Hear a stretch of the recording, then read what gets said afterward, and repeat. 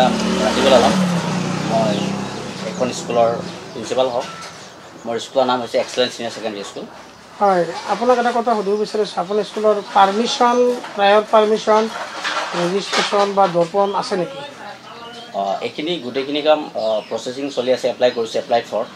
এইখিনি গোটেই কাম আমি পাৰ্মিশ্যনৰ কাৰণে যিটো এপ্লাই কৰিছিলোঁ, তাতে যি কাউন্সিলত আমি পাৰ্মিশ্যনৰ কাৰণে যিটো 10,000 টকা চালান কাটিব লাগে, সেইটো আমি গোটেইখিনি ফাইল ছাবমিট কৰি পেলাই এক্সেলেন্স চিনিয়ৰ ছেকেণ্ডেৰী স্কুলৰ নামত আমি চালান কাটা আছে, সেইটো চালান কপি আছে, অৰিজিনেল মোৰ হাতত আছে।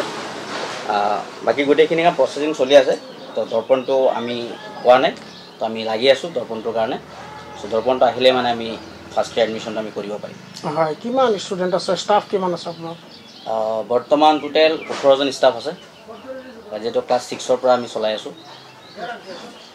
হয়, আপোনালোকৰ যিহেতু দৰ্পণটো এতিয়ালৈকে পোৱা নাই, আপোনালোকে আবেদন কৰিছে, কিন্তু দৰ্পণ নোহোৱাকৈ আপোনালোকে হায়াৰ ছেকেণ্ডেৰী এডমিশ্যন কেনেকৈ ইয়াত কণ্ডাক্ট কৰিছে?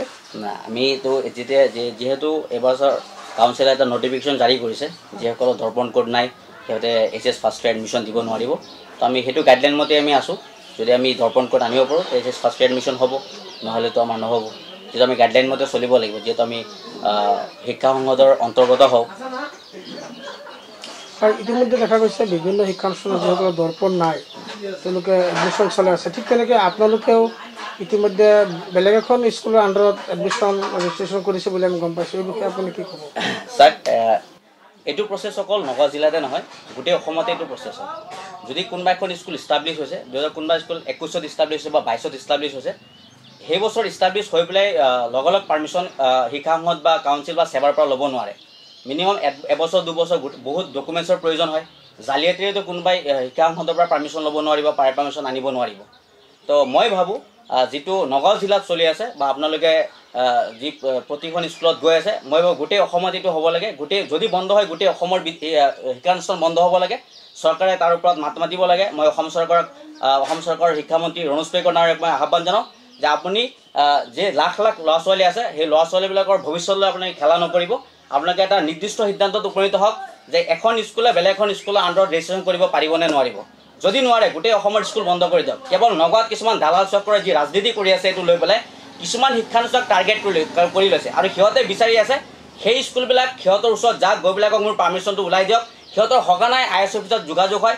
IS অফিচত দিনত 3-4 বাৰকৈ যায়, গুৱাহাটীত মাহেকত 20 দিনকৈ যায়। কোনোবা কোনো CCTV ফুটেজ আপোনালোকে চেক কৰিব, চেক কৰি পেলাই চাব কোনকেইটা দালাল চক্ৰই কণ্টিনিউ গুৱাহাটী আৰু নগাঁও জিলাৰ যিটো IS অফিচ আছে এই দুয়োখনতে সিহঁতে অহা যোৱা চলি থাকে, আৰু সিহঁতে বিচাৰি আছে এখন স্কুলৰ পৰা সিহঁতে পইচা বিচাৰে পাৰ্মিশ্যনৰ নামত, আৰু এনেকুৱা বহুত দালাল চক্ৰ চলি আছে, সিহঁতে বিচাৰে। হয়, যিটো কথা ক'লে আপুনি এটা গুৰুত্বপূৰ্ণ অভিযোগ উত্থাপন কৰিলে যে এটা দালাল চক্ৰ, এটা মধ্যভোগী চক্ৰ স্কুলৰ পৰা টাৰ্গেট কৰি পইচা লৈ পেলাই পাৰ্মিশ্যন ৰেজিষ্ট্ৰেশ্যনৰ নামত, এটা পাৰ্মিশ্যনৰ নামত তেওঁলোকে কিমান টকাকৈ লয়, আৰু তেওঁলোকে শিক্ষা জগতৰ লগত জড়িত না বেলেগ মানুহ? চাওক, সিহঁতৰ শিক্ষা জগতৰ লগত জড়িত নহয়, IS অফিচত সোমাব নোৱাৰিব বা কাউন্সিলত যাব নোৱাৰিব। সিহঁতৰ নিজস্ব স্কুল আছে। তেনেকুৱা মই শুনিছোঁ বহুত তেনেকুৱা মানুহ, বহুত মানুহৰ পৰা পইচা খোজে, বা 2 লাখ 3 লাখ টকা পাৰ্মিশ্যনৰ নামত খোজে। গোটেইখিনি কাম চলিব। মাটি জালিয়াতি কৰে, মাটি চাব ৰেজিষ্ট্ৰেশ্যন হ'ব লাগে, তাৰ পৰা 80,000 90,000 টকা লৈ পেলাই চাব ৰেজিষ্টাৰ নকৰি পেলাই বেলেগৰ নামত মাটি সোমাইছে। কেতিয়াবা নিউজ এটা বাজিলে তেনেকুৱা বহুত স্কুল দেখিছোঁ। স্কুল এক জেগাত চলি আছে, মাটি জেগা আছে বেলেগ এক জেগাত। স্কুল চলি আছে এখন শিক্ষাখণ্ডৰ আণ্ডাৰত, মাটি হৈছে বেলেগ এখন শিক্ষাখণ্ডৰ আণ্ডাৰত। সেইবিলাক অনুষ্ঠানে কেনেকৈ পাৰ্মিশ্যন পালে বা কেনেকৈ কি কৰিলে সেইখিনিৰ ওপৰত চকু দিব লাগিব। আপোনালোকৰ চেনেলৰ জৰিয়তে মই IS অফিচ তথা শিক্ষা সংসদ বা প্ৰায় পাৰ্মিশ্যন DSCৰ পৰা যে লৈছে সিহঁতে কেনেকৈ পালে সেইটো মই আহ্বান জনাম। আৰু যিসকল শিক্ষানুষ্ঠান প্ৰায় পাৰ্মিশ্যন পোৱা নাই, এপ্লাইড ফৰ, সিহঁতে এপ্লাই কৰিছে বা 2 বছৰৰ ভিতৰত সিহঁতৰ পাৰ্মিশ্যন হৈ যাব, সিহঁতৰ পাৰ্মিশ্যন পাব। মই ভাবোঁ যিটো সৃষ্টি হৈছে নগাঁও জিলাত, বেলেগ যোৰহাট কওক, আপোনালোকে শিৱসাগৰ কওক, অসংখ্য বিদ্যালয় আছে আজিলৈকে প্ৰায় পাৰ্মিশ্যন পোৱা নাই। সিহঁতৰ বেলেগ এখন স্কুল আণ্ডাৰত ৰেজিষ্ট্ৰেশ্যন কৰি পেলাই চলি আছে, সিহঁতৰতো আজিলৈকে এটা নিউজ বাজা নাই। বা আপুনি মৰিগাঁও জিলাত চাওক, আপোনালোকে তেজপুৰ যাওক, বেলেগ বহুত গোটেই অসমতো 1 2খন জিলা নহয়, বহুত জিলা আছে। তো সেইবিলাক জিলাৰ ওপৰত কোনো নিউজ হোৱা নাই। কেৱল মাত্ৰ নগাঁও জিলাতে কেইখনমান টাৰ্গেট কৰি পেলাই কিছুমান শিক্ষানুষ্ঠানৰ নিউজ হৈ আছে। আৰু এইটো নগাঁও জিলাত যে এইটো প্ৰক্ৰিয়া হৈছে, এইটো ইয়াৰ বাবে একচুৱেলি ইয়াত জড়িত কোন, দায়ী কোন বুলি আপুনি ভাবে? IS অফিচৰ কোনো মানুহ জড়িত? এতিয়া মই এটা IS অফিচক মই দোষাৰোপ নকৰোঁ বা মই কাউন্সিলকো দোষাৰোপ নকৰোঁ। কিছুমান তেনেকুৱা দালালৰূপী কিছুমান শিক্ষক আছে, যিটো মানে শিক্ষক বুলি আমি ক'ব লাজ লাগে। সেইবিলাক মানুহ স্কুলতে মই নিজে এজন প্ৰিন্সিপাল ৰাতিপুৱা মই 8 বজাত স্কুলত সোমাওঁ 4টা বজাত মই স্কুলৰ পৰা ওলাই যাওঁ মইতো আই এছ অফিচত এদিনো যাবৰ সময় নাপাওঁ গুৱাহাটী এদিনো যাবৰ কাৰণে সময় নাপাওঁ আৰু সেইবিলাক মানুহে কেনেকৈ প্ৰত্যেক দিন কেনেকৈ গুৱাহাটী যায় কি কাম থাকে গুৱাহাটীত এনেকুৱাতো নহয় এখন প্ৰতিষ্ঠান চলে ডেইলি গুৱাহাটী যাব লাগিব বা ডেইলি আই এছ অফিচত যাব লাগিব তেনেকুৱাতো কোনো কাম নাথাকে তা আপোনালোকে যদি নিয়াৰিকৈ চাই এইটো বস্তু আপোনালোকে নিজেই উৰবিলাক ওলাই পৰিব আপুনি নাযায় কাৰণে আপোনাৰ কাগজ হোৱা নাই তেওঁলোক গৈ আছে কাৰণে তেওঁলোক কাগজ আছে সিহঁতৰ অলৰেডি কাম হৈ গ'ল কাম হৈ যোৱাৰ পিছত কিয় যায় মই কাম এতিয়া মই ডকুমেণ্টছ ছাবমিট কৰিছোঁ ডকুমেণ্টছখিনি মই কাউন্সিলত ছাবমিট কৰিছোঁ বা আই এছ অফিচত মই ছাবমিট কৰিছোঁ এতিয়া মই ডেইলি গৈ পেলাই ক'ব লাগিব মোৰ কামখিনি কৰি যাওক মোৰ ডকুমেণ্টছ ঠিক থাকিব গোটেইখিনি কাম প্ৰচেছিং হৈ থাকিব অন প্ৰচেছিং চলি আছে এতিয়া আপুনি ক'ব বিচাৰিছে মানে যিসকলৰ কাম মানে এনেকৈ বক্ৰ পথেৰে ওলাইছে সেইবিলাক কাম কি জেনুইন হোৱা নাই নেকি মই এনেকুৱা বহুত অনুষ্ঠান আছে যিসকলৰ বক্ৰ পথেৰে পাৰ্মিশ্যন লৈছে এনেকুৱা বহুত অনুষ্ঠান আছে আপোনালোকে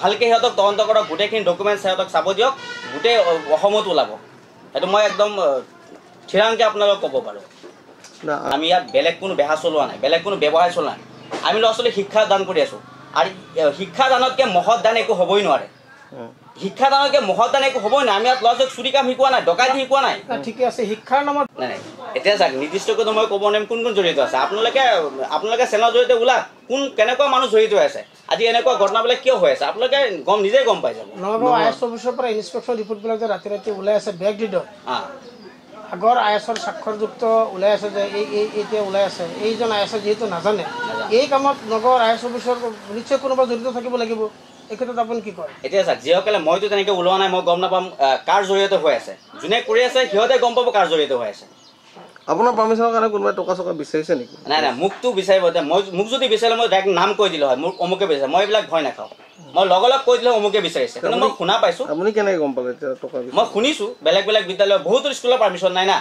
ইয়াত আপোনালোকে চাওক বহুত স্কুলৰ পাৰ্মিশ্যন নাই তো সিহঁতক গৈ পেলাই সুধিব সিহঁতে তেতিয়া ক'ব পাৰিব এনেকুৱাও বহুত মানুহ আছে 40-50 টকা লৈছে তেওঁলোকে পাৰ্মিশ্যন আনি দিব পৰা নাই পইচা লৈ থৈছে পইচাৰ কাৰণে ঘূৰি ফুৰে পইচাও ঘূৰাই নিদিয়ে তেওঁলোকৰ মাটিৰ ডকুমেণ্টছ ঠিক নহয় কেনেকৈ পাৰ্মিশ্যন আনি দিব পাছত কৈছে এইবিলাক চব ঠিক হৈ যাব লগ আহি যাব এতিয়া কাউন্সিল পৰা ষ্ট্ৰিক্ট হ'ল গোটেইখিনি ডকুমেণ্টছ কৈ থওঁ আগতে আছিল স্কুল এখন খুলি পাৰ্মিশ্যনৰ কাম কৰিছিল কিন্তু বৰ্তমান যি আমি নিৰ্দেশটো পঢ়িছোঁ আৰু আপুনি যিহেতু এজন প্ৰিন্সিপাল আপুনি বেছি গম পাব এতিয়া কিন্তু আগতে স্কুল খুলি পাৰ্মিশ্যনৰ কাম কৰিব নোৱাৰে এতিয়া আপুনি আগতে পাৰ্মিশ্যন কৰি তাৰপিছতহে ছাত্ৰ ছাত্ৰী পঢ়াব পাৰিব এতিয়া চাওক আপোনালোকে যদি ফৰ্মেটটো চাই তাত আপোনাক মিনিমাম 3-4 বছৰ আগৰ সিহঁতৰ ডাটাবিলাক খোজে আপোনালোকে ফৰ্মটো ভালকৈ চোৱা নাই ধৰি লওক মোৰ স্কুল 20ত ইষ্টাব্লিছ হৈছে এতিয়ালৈকে মই 23ত এপ্লাই কৰিছোঁ এতিয়া 24 চলি আছে এতিয়া মোৰ তাত সেই ফৰ্মেটটোত আছে 18 চনত কেনেকুৱা ৰিজাল্ট হৈছে কিমানজন ষ্টুডেণ্টে ক্লাছ 10ত অৱতীৰ্ণ হৈছিলে কিমানজন পাছ কৰিছে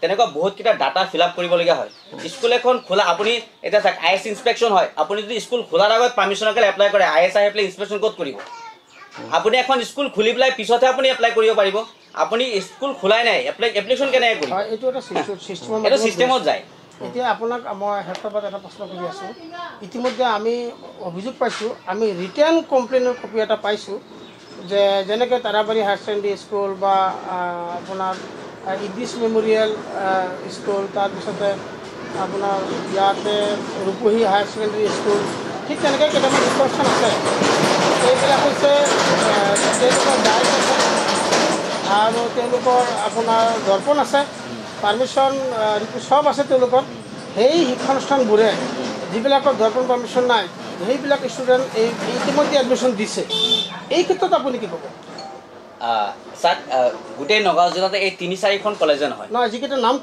কৈছে যিসকলে নামটো নি পেলাই আই এছ অফিচত দিছে সিহঁতৰ চাগে ষ্টুডেণ্ট পোৱা নাই এইবছৰ তাৰ কাৰণে সিহঁতৰ গাটো জ্বলি আছে আজি সিহঁতে মই এটা কথা কওঁ যিসকলে কমপ্লেইনটো দিছে সিহঁতক কম নিজৰ শৈক্ষিক পৰিৱেশ স্কুলত ঠিক কৰক ল'ৰা ছোৱালী এনেই আহিব বেলেগ স্কুলৰ পৰা বেলেগ স্কুল বন্ধ কৰি পেলাই ল'ৰা ছোৱালী আনিব নালাগে নিজৰ শৈক্ষিক পৰিৱেশ স্কুলৰ শৈক্ষিক পৰিৱেশ ঠিক কৰক আপোনাৰ ল'ৰা ছোৱালী নিজেই যাব বেলেগ স্কুল বন্ধ কৰি পেলাই ল'ৰা ছোৱালী আনিব নালাগে মানে কথাটো হৈছে কি যিবিলাকক নিজৰ স্কুলৰ ষ্টুডেণ্ট নি পেলাই বেলেগ স্কুলত এডমিশ্যন দিছে ৰেজিষ্ট্ৰেশ্যনৰ কাৰণে সেই ক্ষেত্ৰত আপোনাৰ মতামত কি চাওক এতিয়া নাই এইটোতো দেখ কৰি মানে ডেপুটি ছেক্ৰেটাৰী মানে এডুকেশ্যন ডিপাৰ্টমেণ্টৰ গাইডলাইনক অৱজ্ঞা কৰিছে আমি শিক্ষা সংসদৰ যিটো নিয়ম সেই নিয়মতে আমি চলিব লাগিব শিক্ষা সংসদৰ যিটো নিয়ম আমি সেই নিয়ম মানি চলিম এই ক্ষেত্ৰতো নিয়ম ভংগ কৰা হৈছে নাই আমিতো তেনেকৈ বেলেগৰ আণ্ডাৰত ডিচিশ্যন দিয়াও